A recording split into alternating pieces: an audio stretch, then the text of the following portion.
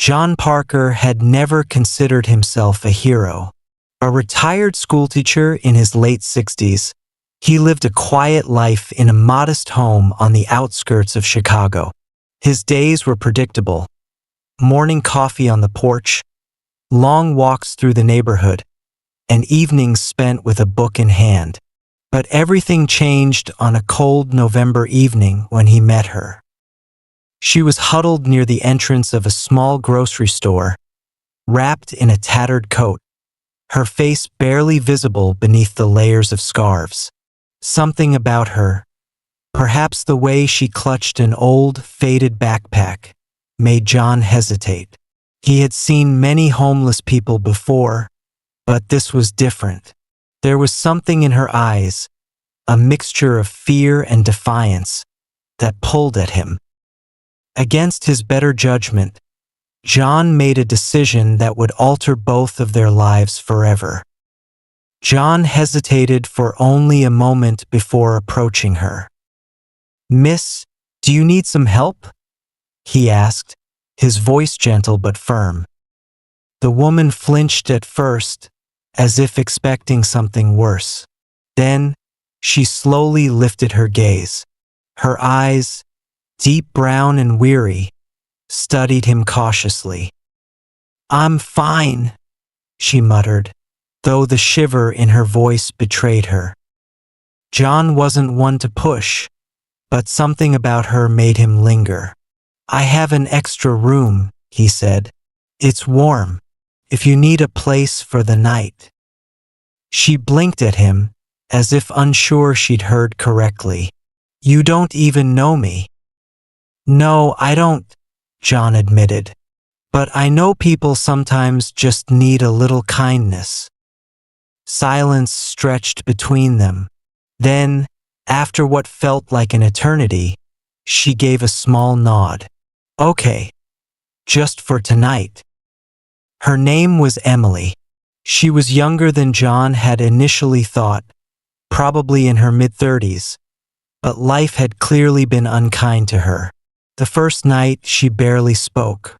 She ate the soup he made, showered, and disappeared into the guest room without another word. But one night turned into 2, then 3. At first, she seemed wary of his kindness, as if waiting for him to demand something in return. But John never did. He simply offered her space, a warm meal, and quiet companionship. Slowly, she began to open up. She told him bits and pieces of her story, a childhood in foster care, an abusive relationship that left her with nothing, the years she spent trying to survive on the streets. John listened without judgment. Winter turned into spring, and by then, Emily had become more than just a guest.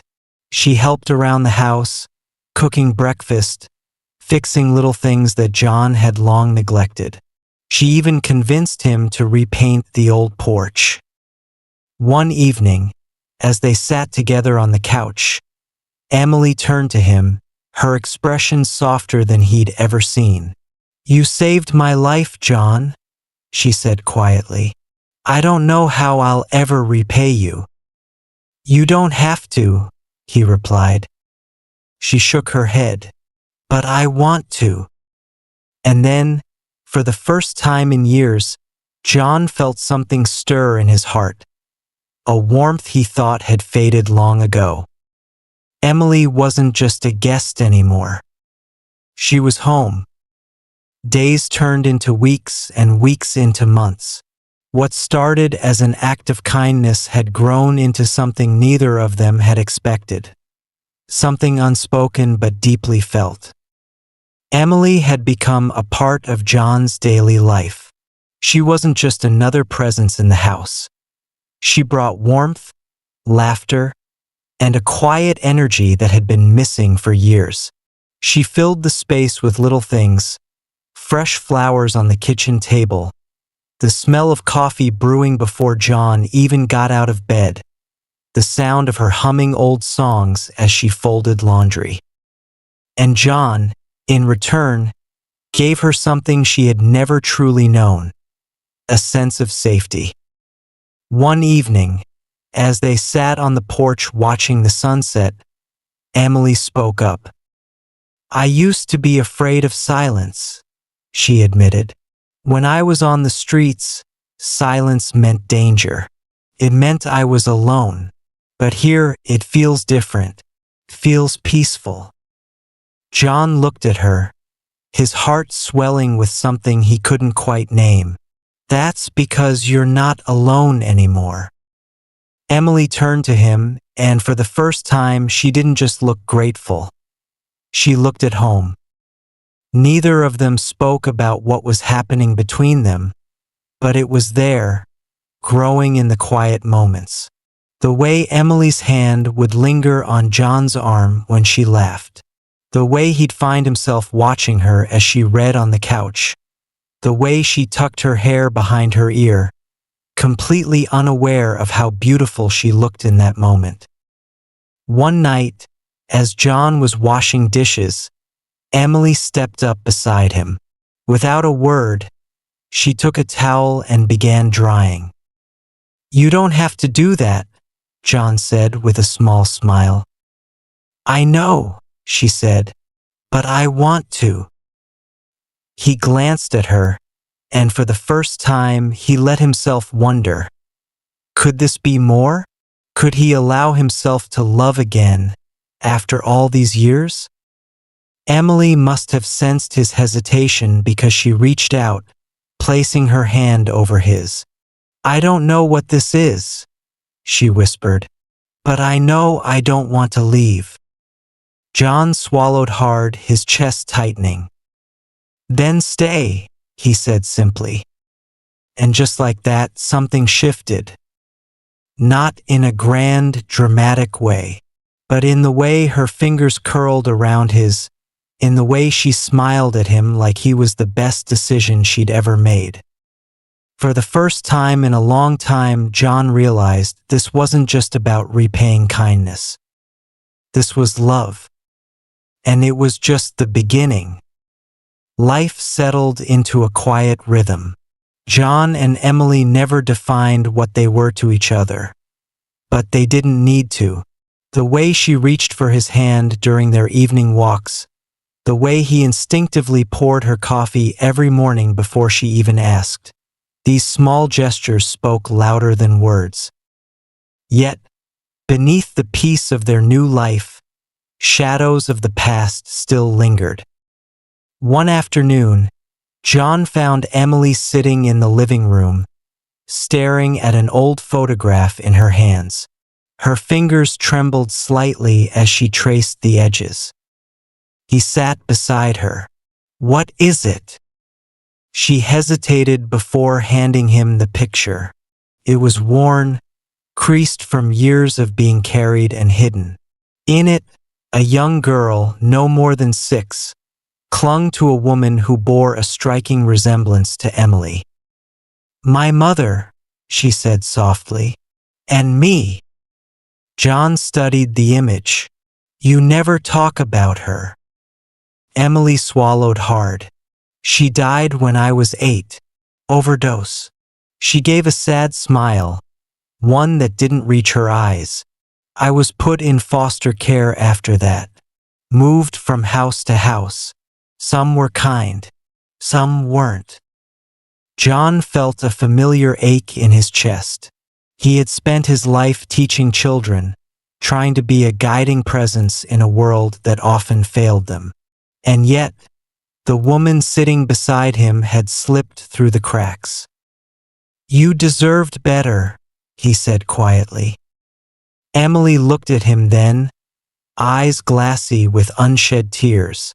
"I did, but for the first time I feel like I have it." John reached for her hand, squeezing gently. "You're safe now." She nodded, but John knew healing wasn't instant. It was a slow, steady process, one that required patience and love. And he had both to give. One evening, a light rain drizzled outside, tapping softly against the window. Emily stood in the kitchen, swaying slightly to an old tune playing on the radio. John watched her from the doorway, captivated. She had always been beautiful, but in that moment, her bare feet on the wooden floor, her damp hair falling loosely over her shoulders, she looked radiant. "Do you dance?" she asked suddenly, turning to face him. John chuckled. "Not in a long time." She extended her hand. "Then it's time." Hesitant but unable to refuse her, he stepped forward, letting her fingers lace with his. She placed his hand on her waist, and for a moment, John forgot how to breathe. The song was slow, the kind that made the world feel smaller, like it belonged only to them. Emily rested her head against his shoulder. "This feels nice," she murmured. John swallowed the lump in his throat. "It does." As they swayed in the dim light, something unspoken passed between them. Not gratitude, not obligation, just love. A love that had grown slowly, like roots beneath the soil, quiet, unseen, but unbreakable. And in that moment, John knew Emily hadn't just found a home with him. She had become his home, too. Spring melted into summer, and with it, the quiet understanding between John and Emily deepened into something neither of them needed to define. They had become a part of each other's daily lives in a way that felt effortless, as if this was always meant to be. Emily began to flourish. The weight that had once burdened her shoulders seemed lighter. She started painting again, something she hadn't done since she was a teenager. John found her one afternoon on the porch, a canvas in her lap, lost in a world of soft blues and warm oranges. "You never told me you were an artist," he said, watching her. She smiled, a little embarrassed.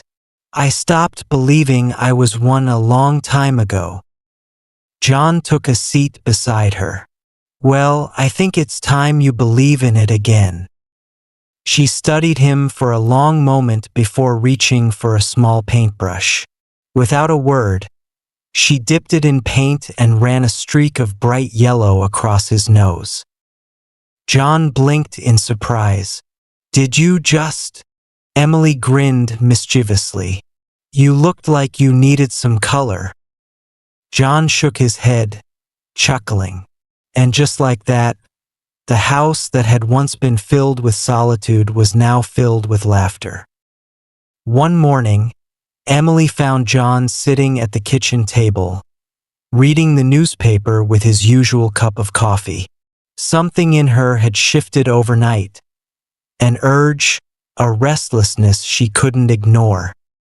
"I think I want to go back," she said suddenly.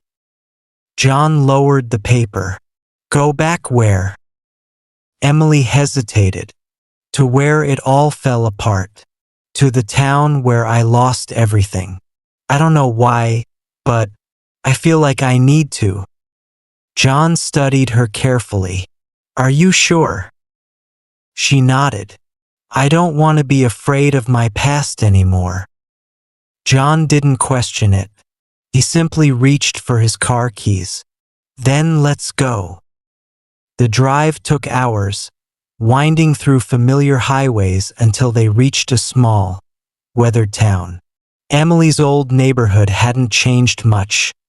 Same broken sidewalks, same houses that carried the weight of forgotten stories. She stopped in front of a worn-down building. "That used to be my home," she whispered. John stood beside her, waiting. He knew this was her battle to fight. Emily took a deep breath, then stepped forward. It wasn't about reclaiming the past.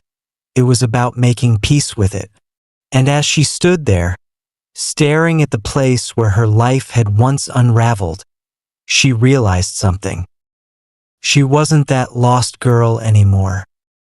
She wasn't alone. She had built something new. Someone had believed in her, loved her, and given her the space to heal. And because of that, she could finally let go. She turned to John, tears in her eyes, but for the first time, they weren't tears of pain. "Let's go home," she said. John smiled, wrapping an arm around her. "Let's go home."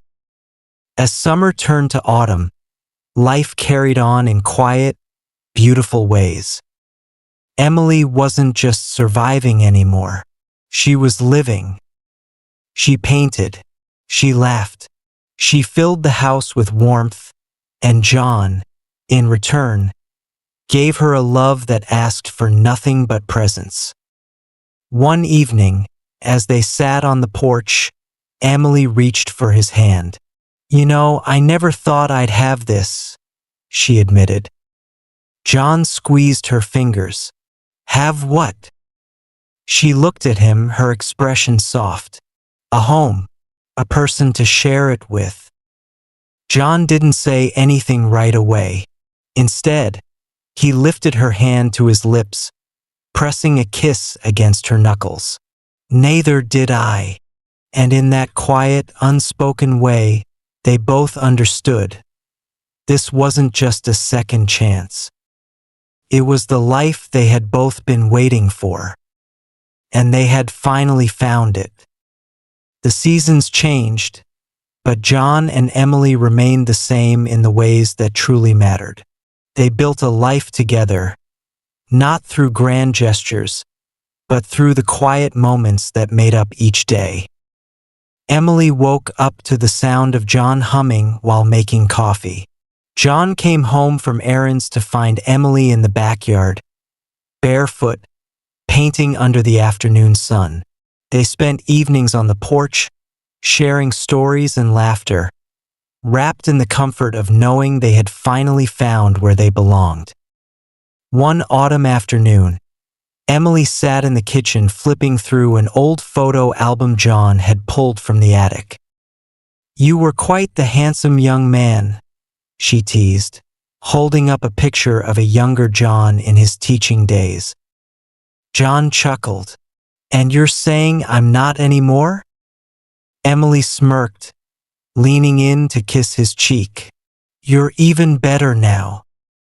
John sighed contentedly, wrapping an arm around her. "You know, I used to think love was something that faded with time, that after a certain age, it just wasn't meant for people like me anymore." Emily rested her head against his shoulder. "And now," he kissed the top of her head, "now I know love doesn't have an expiration date." One chilly winter evening, they sat together by the fireplace, a soft melody playing from the radio. Emily reached for John's hand, intertwining their fingers. "I never said thank you," she murmured. "For what?" John asked. "For taking me in. For seeing something in me when I didn't see it in myself. For giving me a home." John shook his head. "You don't have to thank me, Emily. You changed my life just as much as I changed yours." She squeezed his hand. "Then I guess we saved each other." John smiled, and in that moment, he realized something. He didn't need a promise spoken aloud. Emily wasn't going anywhere. She was his and he was hers in a way that didn't need marriage vows or labels. Just love. Years passed, but the love between John and Emily never dimmed. They grew older together, but neither of them feared time. They had already found the best parts of life, in stolen glances, quiet laughter, and mornings that began with the smell of coffee and the sound of familiar footsteps. On a warm summer morning, John sat on the porch, watching Emily tend to the small garden they had built together. His heart swelled with gratitude. He had once been a man living in quiet solitude. She had once been a woman with nowhere to go. Now, they were simply two people who had found exactly what they had been missing. A home. A love that endured. A life that was, in the end, exactly as it was meant to be.